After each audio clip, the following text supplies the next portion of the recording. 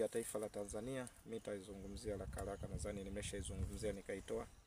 Kwa taifa la Tanzania, wale watakaoshiriki uchaguzi wa tarehe 29, na ni kuhusu taifa la Tanzania, kuna waandamanaji, kuna polisi na mashirika, wakiwemo mgambo na vitu vingine, wakiwemo wapiga kura, wakiwemo wasimamizi wa kura, wakiwemo viongozi wa dini, hao wote watahusika.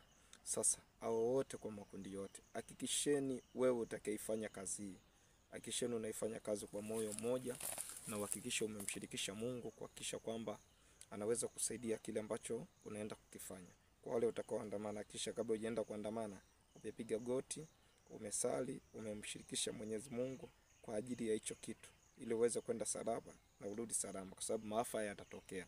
Ukiwa mzembe, shauri yako. Wa pili ni wale polisi, hakikisheni wale mnaoenda kuzuia wale wana